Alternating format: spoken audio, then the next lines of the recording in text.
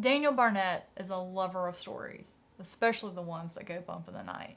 He grew up on a healthy diet of Stephen King, later went on to devour the works of others such as Clive Barker, Ramsey Campbell, Peter Straub, Joe Hill, and many, many more. As of date of filming, his published works include 10 full-length novels and 6 short stories. In today's video, we are focusing on Daniel Barnett's Nightmareland Chronicles, of which there are currently 6 volumes out.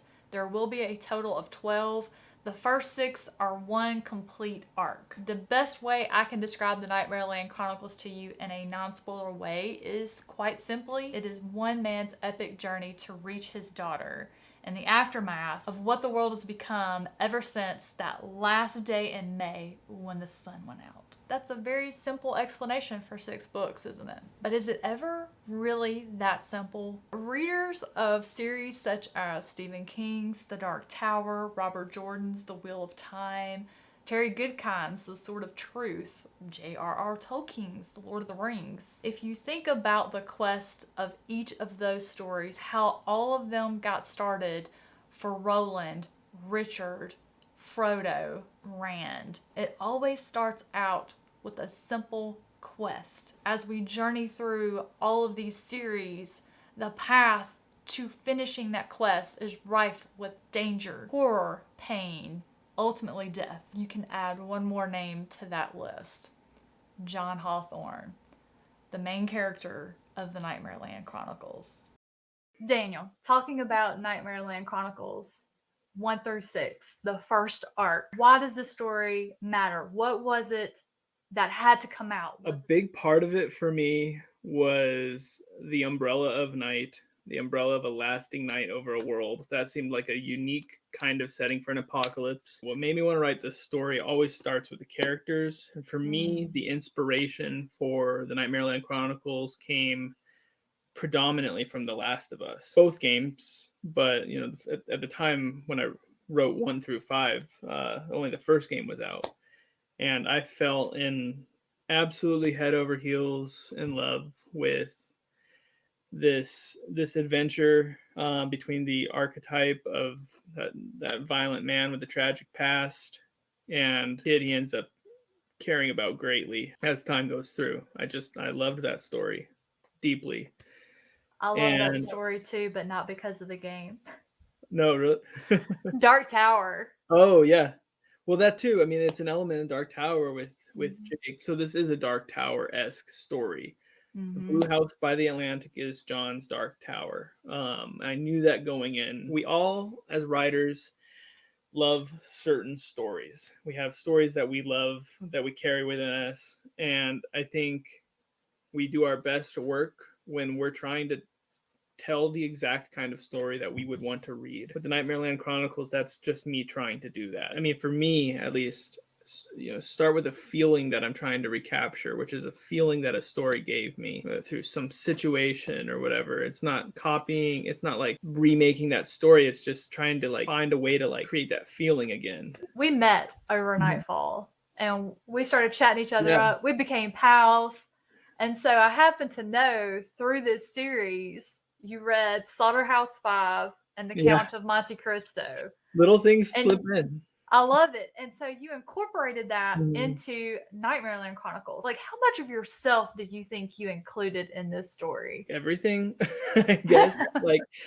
Not to say that everything is just a piece of you in some way. I read Count of Monte Cristo after reading Lily. I know.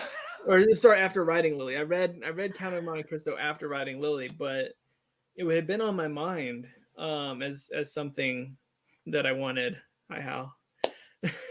I got so tickled because I remember you saying, "Hey, if I say anything that doesn't match the book," because I was reading it at the time, you're like, "Just let me know." It felt like it had parallels, or you could look at it in a way where you could feel that there are parallels there. Absolutely, because I had not finished it then. I finished it after, and then how I know that arc ended, that was the perfect book for Marcos. I mean, I needed Marcos to have something big to Mm-hmm. occupy him during this Mm-hmm. time beyond his machinations with the plane and like his plan to do this stuff. But I knew Count of Monte Cristo was like he boils it down. It's like Monte Cristo is about being stuck in a dark place and trying to find your way back to the light, and that's what the Nightmareland Chronicles is about. That is exactly what I pulled out of this first 6 books. For me, it Mm-hmm. was hope. Yeah. the So, the whole the whole 6 books together as an arc was hope. And I have a quote that I wrote down here that is my favorite. All the best stories have hope, Marcos, and don't listen to anyone who tries to tell you otherwise. When I read that for the first time, it just hit me like a train. That that was it. For me, that was it. I thought hope. That is this series because as you mentioned, we meet John and Maria in the beginning, it's me. It's me. It's not you. I promise. and their relationship, they had already tried, it was Mm-hmm. broken. The world seems to be broken because the sun has mysteriously just gone out. It's gone. And everything seems broken. But yet there's just all this hope sprinkled in. And when I read that line, it just really hit me. And I just thought, that's it. That is the soul of this story for me, was hope. And it was, I mean, I just think about it and I grin. It makes my soul smile because I'm a very optimistic person Yeah. and I have been through some craziness in my life. And I've always been able to find that optimism, that hope, That's that sunshine just so that just really stood out to me. It's why I will reread this series many, many times. I talk about it with whoever will talk about it that, with me. I will tell everybody to that read it. Hope. that's I mean, that means a lot to me, and I honestly I'm there with you. I may not be like the most optimistic person myself, but I think stories are a way for us to challenge ourselves as authors too. So for me, it's an exercise. It's an exercise in trying to find something even when it's hard. So if Mm-hmm. I'm not feeling hopeful in my life, at least I can feel hopeful in my stories. So like I'm allowed to populate my cast with the kind of people that I wish we were more like some of these people and less like some of the others. It always comes down to a feeling for me, like how is this going to feel? Is this going to feel familiar or unexpected? I don't mind things that feel familiar as long as they feel earned too. Mm-hmm. Like I started this by saying I'm trying to recapture a feeling that was special to me and share that feeling with others and with myself again too. It's selfish. I'm telling this story to myself before I'm telling it to anybody else. If you could pick one passage from this series, from this arc, that you felt really just honed in on the backbone of this series, I ask you to Yeah. pick that out and read that for us. All right, I got one here from the Flashlighters.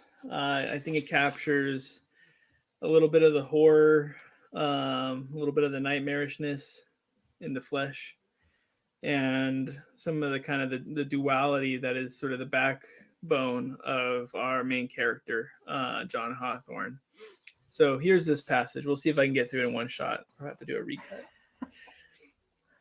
He lifted his right arm from his side, brought it over to his trapped left hand, and unwound the bandages above his wrist, revealing darkened scabs and confetti twists of dried skin and deep sunset red valleys where no healing had yet begun.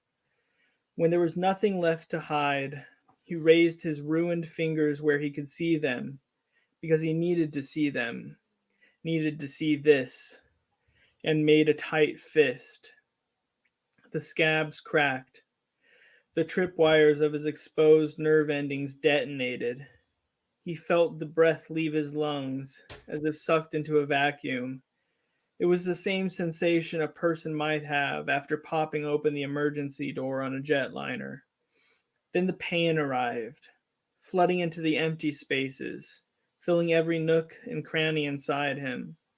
More pain than his body could hold, and still just barely enough to satisfy that part of him for which pain was language, love, home.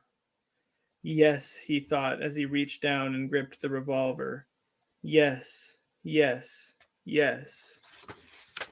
The thing outside the truck leaned its naked candle wax head through the window. The plastic wrap stuck to its false skin, which began to stretch and tear and bleed jet black rivulets of blood. It was opening its buried lips, bursting the seal in order to what? Laugh? Scream? From its completed mouth, if a mouth without teeth or gums could ever be considered complete, issued a low guttural mewl, the pitiful, almost angry growl of a female cat in heat. John didn't care. He was very calm as he had ever been. Hearing you read it in your voice just it's something special. As you have just heard from the conversation between Daniel and I, readers who have read the Nightmareland Chronicles and wondered how it got started, what was the driving force behind it, why was it written, what did it mean to Daniel, you've just heard it directly from him. This is the first in what is hopefully going to be a new series here on the channel at The Nerdy Narrative, a series where I just briefly speak with the author about why that particular story mattered to them, why it needed to be written and given to other readers. I read all the time, and the more I read, the more I want to know more about the author. Why was this story written? Why was a character portrayed in such a way? How did that story, that world begin? And I hope that is something that interests you too. If it is, please let me know in those comments down below. If there's a particular author or book you would like to see featured on the series, please comment down below with the title and the author. Just be patient with me because I do want to read the book first so I can go into the conversation with my own insight and also understand that the author might not agree. I hope you found this interesting. I hope you're excited to see more. I'm excited to have the opportunity to do more, provided I have some authors who are interested. Guys, thank you so much for joining me today. I hope you have a fantastic rest of your day, and I look forward to seeing you in the next one.